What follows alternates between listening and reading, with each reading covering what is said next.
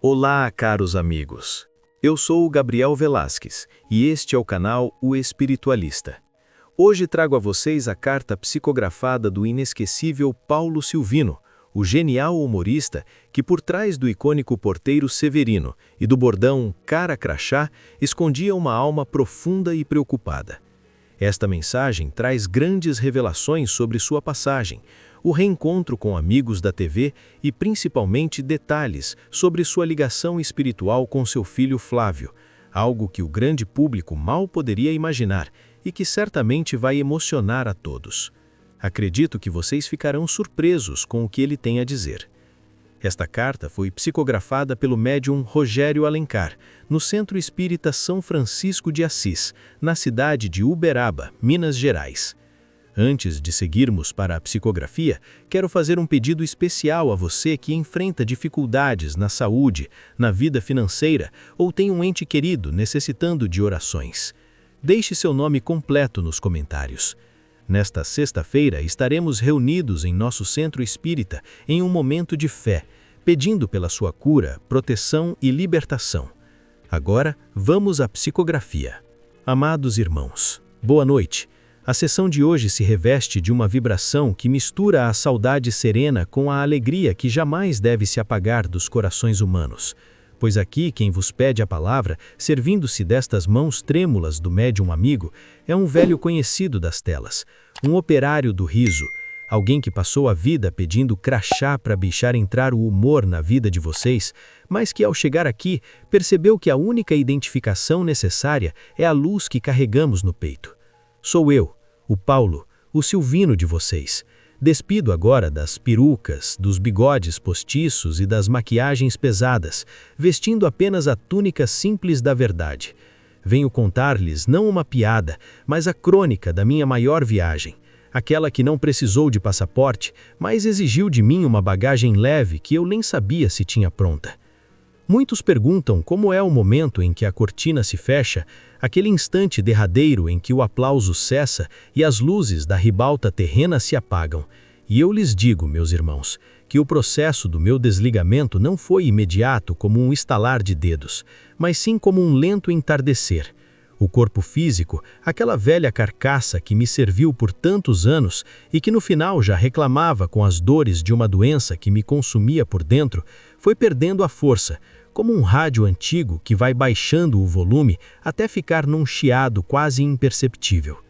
Eu estava em casa, cercado pelo amor dos meus, na minha Barra da Tijuca, e lembro-me de sentir um cansaço infinito, uma vontade de dormir que não era sono, era uma necessidade da alma de se soltar das amarras da carne dolorida.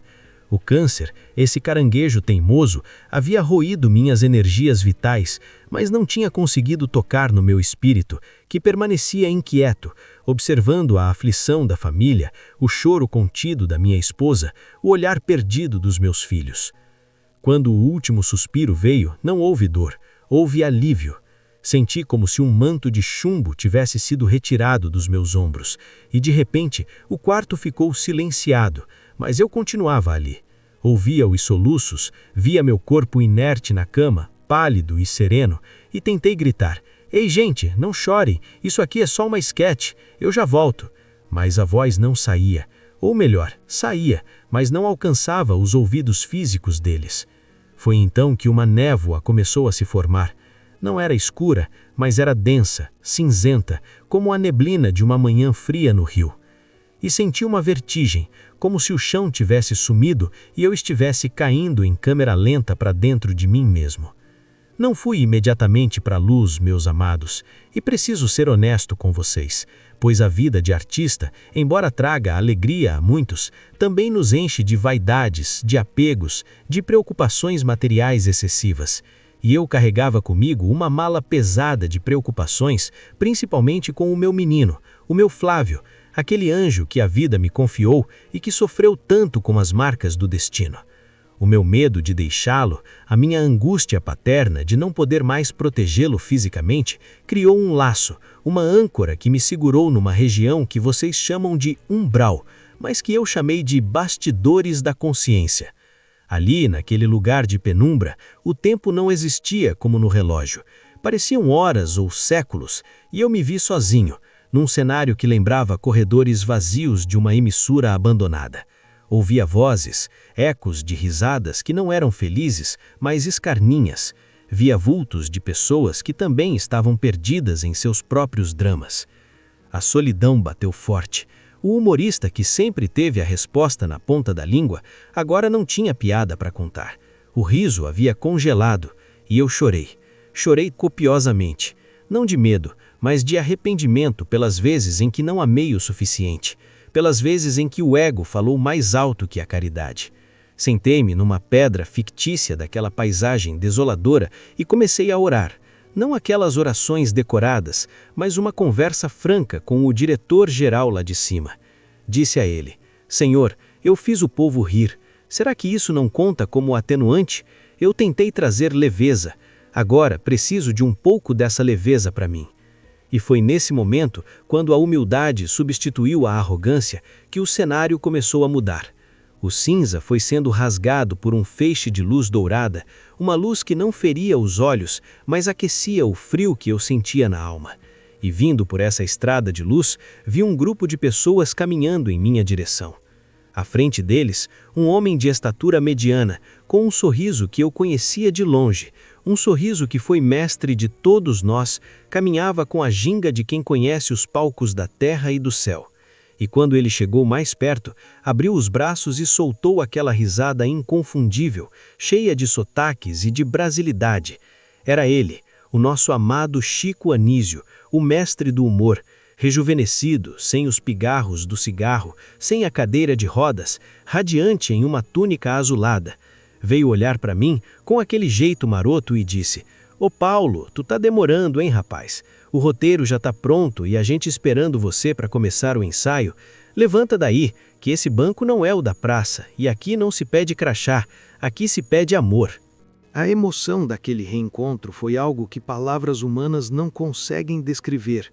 Abracei o Chico como quem abraça um irmão perdido na guerra e senti fluir dele uma energia balsâmica que curou instantaneamente as feridas do meu perispírito. Aquela sensação de doença, de estômago corroído, sumiu, dando lugar a uma vitalidade que eu não sentia desde os meus 20 anos. Ele estava acompanhado de outros companheiros da arte que já tinham partido. O grande Otelo, o Golias e até meu pai, Silvino Neto, estava lá, com lágrimas nos olhos, me estendendo a mão para me tirar daquele vale de sombras. Fui levado por eles numa volitação suave, como se voássemos sem asas, para uma colônia espiritual que paira acima do Rio de Janeiro, um lugar de beleza indescritível, onde as construções não são de tijolos, mas de uma substância que parece luz cristalizada. Fui encaminhado para um hospital, não um lugar de agulhas e tubos, mas um santuário de águas coloridas e músicas celestiais, onde fiquei em repouso, sendo tratado por enfermeiros dedicados que utilizavam o magnetismo das mãos para realinhar minhas energias. Ali, compreendi que o riso na terra é uma forma de oração e que minha missão não tinha sido em vão, pois cada sorriso que arranquei de um trabalhador cansado, de uma dona de casa aflita, foi uma gota de remédio que enviei ao universo, e agora o universo me devolvia em forma de paz. Acordei dias depois, renovado, num quarto que tinha uma janela aberta para um jardim de flores que cantavam ao vento. Sim, as flores emitem sons harmoniosos, e pude ver minha nova realidade. Hoje, meus amados, não pensem que estou parado tocando harpa em cima de nuvem, pois o trabalho no mundo espiritual é intenso e gratificante. Fui convidado a integrar uma caravana de socorristas da alegria, um grupo que visita as zonas mais densas, os hospitais psiquiátricos do plano espiritual e até as crostas da terra, para levar humor terapêutico. Trabalhamos em teatros espirituais onde as peças encenadas não são para entretenimento vazio, mas psicodramas que ajudam espíritos recém-desencarnados a entenderem seus traumas, a rirem de seus próprios erros e a se perdoarem. O humor, descobri aqui, é a quebra da rigidez do orgulho. Quando você ri de si mesmo, você desmorona o castelo da vaidade e permite que a luz de Deus entre. Tenho estado muito próximo também da minha família. Visito o Flávio constantemente e sussurro em seus ouvidos durante o sono que está tudo bem, que o pai está forte, que ele é um guerreiro e que a nossa ligação é eterna. Vejo que ele sente, pois acorda mais sereno, e isso alimenta meu coração de pai. Quero dizer a vocês que estão aí, sentados nessas cadeiras, ouvindo esta carta de um velho comediante, que não levem a vida tão a ferro e fogo. O mundo já é pesado demais. Não sejam vocês os fiscais da tristeza alheia, não fiquem na portaria da vida dos outros, exigindo crachá de perfeição, pois todos nós somos falhos. Todos nós somos apenas atores tentando acertar o texto numa peça de improviso. A única coisa que levamos daqui, garanto a vocês, não é a fama, não é o dinheiro, não é o sucesso do personagem. É o amor que demos e o amor que recebemos. É a quantidade de vezes que fomos capazes de estender a mão e dizer: entra, meu irmão, o palco é nosso. A morte não existe. O que existe é uma mudança de cenário. O espetáculo continua em outro palco, com uma plateia de anjos e uma direção divina que nunca erra. Vivam com alegria, perdoem rápido, beijem seus filhos, abracem seus pais, riam dos problemas até que eles fiquem pequenos, porque o riso é o sol que expulsa o inverno da alma. Agradeço a oportunidade desta comunicação, agradeço ao médium pela cessão dos fluidos e deixo aqui o meu bordão, agora ressignificado, não mais perguntando quem é, mas afirmando quem somos. Somos luz, somos amor. Cara a cara com a verdade, crachá de Filho de Deus no peito. Fiquem na paz do Mestre Jesus, que é o maior roteirista de todos os tempos. Com o carinho de sempre, do amigo e agora irmão na eternidade, Paulo Silvino.